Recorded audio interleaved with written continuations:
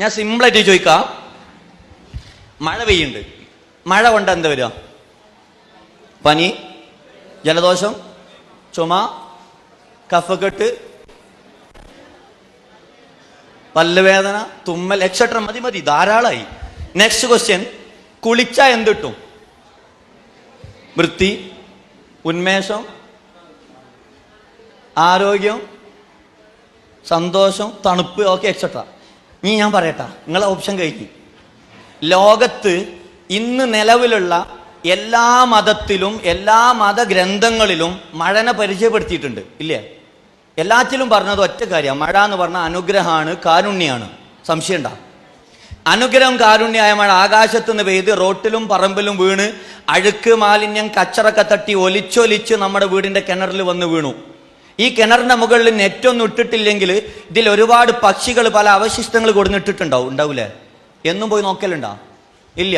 ഈ വെള്ളം മോട്ടർ വഴി അടിച്ചു വലിച്ച് ടാങ്കിൽ കിടന്ന് ചൂടായിട്ടുണ്ടാവും വെയിൽ കൊണ്ടിട്ട്. ഈ വെള്ളം ടാപ്പിലൂടെ എടുത്ത് കുളിച്ചപ്പോൾ നിങ്ങൾക്ക് വൃത്തി, സന്തോഷം, ആരോഗ്യം, ഉന്മേഷം, അനുഗ്രഹം കാരുണ്യമായ മഴ നേരെ തലയെ തട്ടിയപ്പോൾ പനി, ജലദോഷം, ചുമ, കഫക്കെട്ട്, തുമ്മൽ. ഒന്ന് ആലോചിച്ചിട്ട് പറയും, ഏതിനാ പനി വരണ്ട്? ഏതിനാ? കുളിച്ചാലാണല്ലേ? സമാധാനമായി അറിയണ്ട് കുറെ ആൾക്കാർ. കുളി നിർത്താൻ വേണ്ടി പറഞ്ഞല്ല. നമ്മൾ സംസാരിക്കുക. ഞാൻ വീട്ടിൽ പോകുമ്പോ മഴ കൊണ്ട എൻ്റെ മനസ്സിൽ ഞാൻ പറയാ, ഇന്ന് മഴ കൊണ്ടു, നാളെ പനിയാവും. വീട്ടിൽ ക്ഷീണിച്ചു വന്നാൽ ഞാൻ പറയും, ഭയങ്കര ക്ഷീണുണ്ട്, ഒന്ന് കുളിച്ചാ ഉഷാറാവും. ഇത് പറയണോണ്ടാ സംഭവിക്കുന്നത്. നിങ്ങൾ ആലോചിച്ച് നോക്കി, രക്ഷിതാക്കളൊക്കെ ആലോചിക്കും. നമ്മളൊക്കെ ജീവിതത്തിൽ ഒരു പ്രാവശ്യമെങ്കിലും മഴ കൊള്ളണമെന്ന് ആഗ്രഹിച്ച് നമ്മളൊക്കെ മഴ കൊണ്ടുക്കണില്ലേ? അങ്ങനെ ആഗ്രഹിച്ച് മഴ കൊണ്ട് എന്തെങ്കിലും നിങ്ങൾക്ക് പനി വന്നിക്കണ? എന്തുകൊണ്ടാ അറിയോ? അന്നൊരു നെഗറ്റീവ് കമന്റ് ഇതിന്റെ ഉള്ളിലേക്ക് കൊടുത്തിട്ടില്ല. വീട്ടിൽ 5 വയസ്സ് 6 വയസ്സുള്ള കുട്ടി പുറത്തു കൂടും മഴ കൊള്ളാൻ വേണ്ടിയിട്ട്. രക്ഷിതാക്കളാകണം, നിങ്ങൾ എന്ത് പറയും? പറഞ്ഞോളി. ഇങ്ങനെ ഒന്നല്ല, പ്രത്യേക ട്യൂണിലാ പറയാ. പക്ഷെ കുട്ടി കേൾക്കുവോ?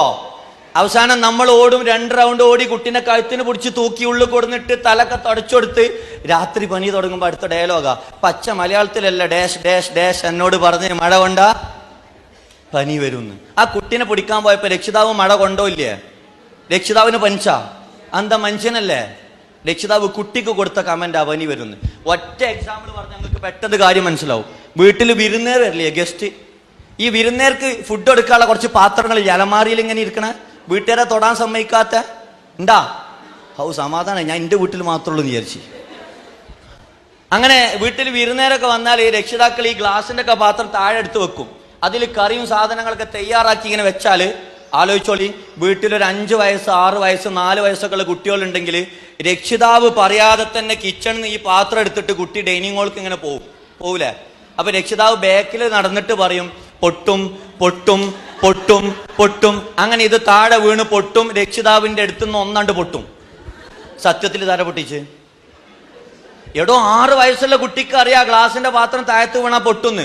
ലോകത്തൊരു രക്ഷിതാവും ആ കുട്ടീനോട് എന്ത് പറഞ്ഞിട്ടില്ല അറിയോ? ശ്രദ്ധിച്ചു കൊണ്ടേക്കോ എന്ന് പറഞ്ഞിട്ടില്ല. എന്താ പറയലെന്ന് ഞാൻ പറഞ്ഞാൽ ആലോചിച്ച് വിളിക്കാം. അതാണ്ട് ഇട്ടാളെ, പൊട്ടിച്ചാളെ, തീരുമാനാക്കിക്കാളെ. ആണോ അല്ലേ? ആണോ അല്ലേ? എന്താല്ലേ? കറക്റ്റാ. നിങ്ങൾ ചീത്ത പറഞ്ഞല്ല, നിങ്ങൾ കുട്ടിയായപ്പോ നിങ്ങളെ രക്ഷിതാവിന്റെ അടുത്ത് നിന്ന് കിട്ടിയതു തന്നെ.